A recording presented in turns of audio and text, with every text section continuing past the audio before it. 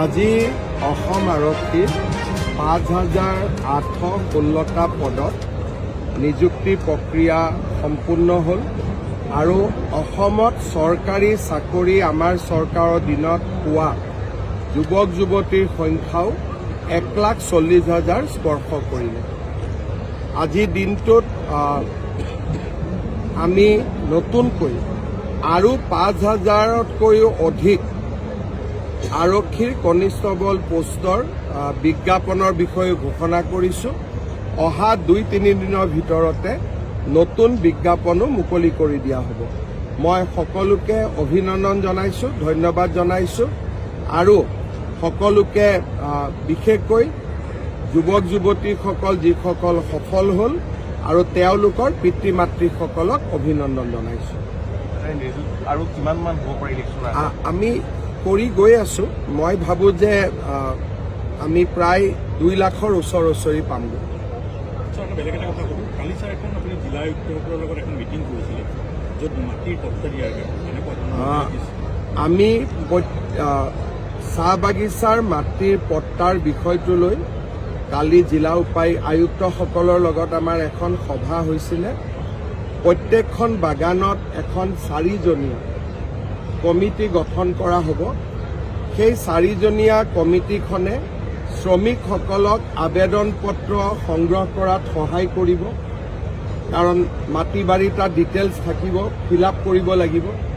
সেই কামখিনি তেওঁলোকে কৰিব আৰু ৰাজ্যপালৰ অনুমোদন পোৱাৰ লগে লগে বাগানৰ পৰা মাটিটো চৰকাৰলৈ হস্তান্তৰ কৰাৰ প্ৰক্ৰিয়াটো যাতে সম্পূৰ্ণ কৰিব পাৰি তাৰো যাৱতীয় নিৰ্দেশ কালি আমি জিলা আয়ুক্তসকলক দিছোঁ। আৰু পৰ্যায়ক্ৰমে এখন এখনকৈ বাগান, কাৰণ 800 বাগানত একেলগে একেদিনাই ছাৰ্ভে কৰা সম্ভৱ নহয়। পৰ্যায়ক্ৰমে যাতে বাগানখিনি তেওঁলোকে ছাৰ্ভে কৰি এটা নিৰ্দিষ্ট সময়ৰ ভিতৰত গোটেই প্ৰক্ৰিয়াটো শেষ কৰে, তাৰ কাৰণে কালি আমি ভাল কৰি আলোচনা কৰিছোঁ আৰু জিলা আয়ুক্তসকল কনফিডেণ্ট। তেওঁলোকে ভাবে যে তেওঁলোকে খুব সোনকালে এই মাটিৰ পট্টা দিয়াৰ কামটো শেষ কৰিব পাৰিব। চিলিণ্ডাৰৰ ঘোষণাটো এনেকুৱা যে প্ৰত্যেক অৰুণোদয় পৰিয়ালত গেছৰ এটা চিলিণ্ডাৰ কিনিলে আমি 250ৰ পৰা 300 টকা ৰেহাই দিওঁ। তাৰ কাৰণে আজিকালি উজ্বলা গেছত 550 টকাত এটা গেছ পায়। যদি চৰকাৰে 250 টকা দিয়ে, গেছটো 300 টকাতে পাব। আৰু অৰুণোদয় পৰিয়াল আৰু উজ্বলা পৰিয়াল প্ৰায় একে, কিন্তু কোনোবাই যদি নন ছাবচিডাইজ গেছটো কিনি আছে 950 টকা, তেতিয়াহ'লে তেওঁলোকৰ গেছৰ দাম 600 টকা।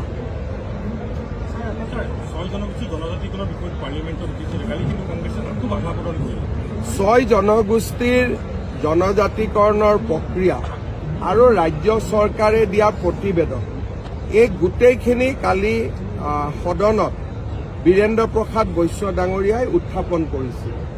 বিষয়টো উত্থাপন কৰোঁতে কংগ্ৰেছ দলে তীব্ৰ বিৰোধিতা কৰা আমি দেখা পাইছোঁ।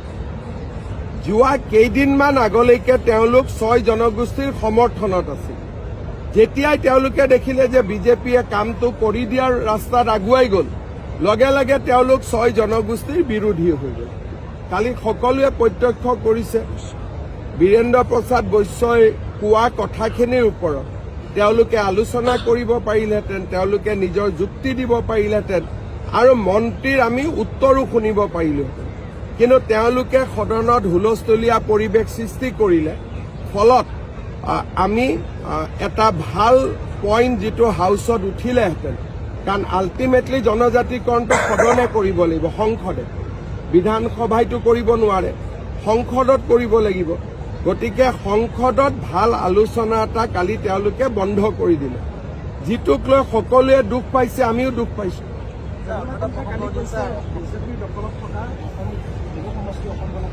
একদম তেওঁলোকে উঠিব পাৰে, কোনো আপত্তি নাই। ৰাজনৈতিক দল সকলোৰে কোনোবাই ক'ৰবাত কেণ্ডিডেট দিলে কোনেওতো কাকো বাধা দিব নোৱাৰে। আমিতো বিচাৰোঁ যে ডক্টৰ কমলা কলিতা পলাশবাৰীত উঠিব লাগে আৰু নিশ্চিতভাৱে তেওঁ উঠিব লাগে। বিজেপিও থাকিব আৰু পলাশবাৰী চিটত বিজেপি থাকিবই, কিন্তু এজিপিক উঠিব কেতিয়াও আমি বাধা নিদিওঁ। তেওঁলোকো উঠিব পাৰে, আমি কোনো দলক বাধা নিদিওঁ যে আপোনালোক নুঠিব বুলি। কালিও ছাৰ নাটক বুলি কৈছে গৌৰৱ গগৈয়ে ভূমি পট্টা দিয়া বিষয়টো। চাওক, এতিয়া নাটক কৰোঁতে মানে হাতত কাগজ পায়েই যাব। তেওঁলোকে নাটক বুলি কৈ আছে, নাটক কৰোঁতে কাগজ লৈ কালি পৰহি এনেকে মিটিঙত মাতিয়ে দিম আপোনালোকক যে অমুক তাৰিখে আহিব, ভূমি পট্টা বিতৰণ কৰিম। কাৰণ আমি টাৰ্গেট এটা লৈ চলি আছো। তেওঁকো মাতিম লাগিলে যোৰহাটত যিদিনাখন দিম, তেতিয়া তাতে মিটিঙৰ মাজত থিয় হৈ তেওঁ শ্ৰমিকৰ আগত তেওঁক নাটক বুলি কওক, আমিতো শ্ৰমিকৰ হাতত পট্টা দি দিম। সিদিনাখন তেওঁ নাটক বুলি ক'ব নে কি ক'ব? গতিকে কেইটামান দিনৰ কথা অপেক্ষা কৰিলে হ'ল। কালি দিল্লীত মিটিং হৈছে কংগ্ৰেছৰ মিটিং হৈছে, আৰু কংগ্ৰেছৰ মিটিঙত মোটামুটি কিখিনি আলোচনা হৈছেতো মই জানোৱেই। হোৰ্ডিঙলৈকে আলোচনা হৈছে। ৰাহুল গান্ধীৰ ৰুমত কোনোবাই হোৰ্ডিঙৰ আলোচনা কৰে নেকি? তেওঁলোকে ইমানটোলৈকে আলোচনা কৰিছে যে বিজেপিয়ে হোৰ্ডিংবোৰ লৈ ল'লে। আমিতো কোনো হোৰ্ডিং লোৱাই নাই এতিয়ালৈকে। গতিকে তেওঁলোকৰ দিল্লীৰ মিটিঙত এই হোৰ্ডিঙৰ আলোচনাই হয়। গতিকে এইবিলাক আলোচনাত যোৱা আৰু নোযোৱা একে কথা। অসম জাতীয় পৰিষদৰ কথা এটা ওলাইছে, অসম জাতীয় পৰিষদৰ ৰাজনৈতিক মৰ্যাদা কটক যাব আৰু তেওঁলোকে কংগ্ৰেছৰ লগত মাছ ল'ব বুলি এনেকুৱা কথা এটা ওলাইছে। অসম জাতীয় পৰিষদৰ বিষয়ে জুবিন গাৰ্গে কৈয়ে গৈছে, আৰু মই কি ক'ম নতুনকৈ। সেই বিষয়ে তেখেতে কৈয়ে গৈছে, আৰু মই আৰু তাক ৰিপিট কিয় কৰোঁ? গতিকে মই ৰিপিট কৰিব খোজা নাই। নেক্সট পাৰ্লিমেণ্টাৰী ছেছনত এই বিলখন মানে এছ টি বিলখন আমিতো পঠাই দিম, কিন্তু ভাৰত চৰকাৰে কি কৰিব, তেওঁলোকৰ প্ৰক্ৰিয়া কি হ'ব, সেইটো এটা বেলেগ পইণ্ট এটা। আমিতো ইয়াৰ পৰা কাগজখন সোনকালে পঠাই দিম। যোৱাকালিৰ দিনটোত গৌৰৱ গগৈ এটা বিশেষ কণ্টেণ্ট চুৰি কৰা আখ্যা দিছে বিজেপিৰ বহু কৰ্মকৰ্তা। আমাৰ ৰঞ্জিত দাস ডাঙৰীয়াই স্বৰ্গদেউ চাওলুং চুকাফাৰ ওপৰত এটা পোষ্ট দিছিল। সেই পোষ্টটোকে চুৰি কৰি কংগ্ৰেছ দলেও একেটাই পোষ্ট কৰি দিলে। আৰু আপোনালোকে জানে যে লাচিত বৰফুকনৰ দিনাখনো তেওঁ গধূলিহে ৰাইজক লাচিত বৰফুকনৰ স্মৃতি তৰ্পণ কৰিছিল। চাওলুং চুকাফাৰো স্মৃতি তৰ্পণ 11টা বজাত, তাকো বিজেপিৰ ৰঞ্জিত দাসৰ পৰা কণ্টেণ্টটো চুৰ কৰি। আৰু এইবিলাক ৰেকৰ্ডৰ কথা, পিছত ড্ৰপ কৰি দিলে। লাচিত দিৱসৰ দিনাখনো গৌৰৱ গগৈ গধূলি দিনটো শুয়ে আছিল। তেওঁৰ পৰিবাৰ আহিছিল গুৱাহাটীত।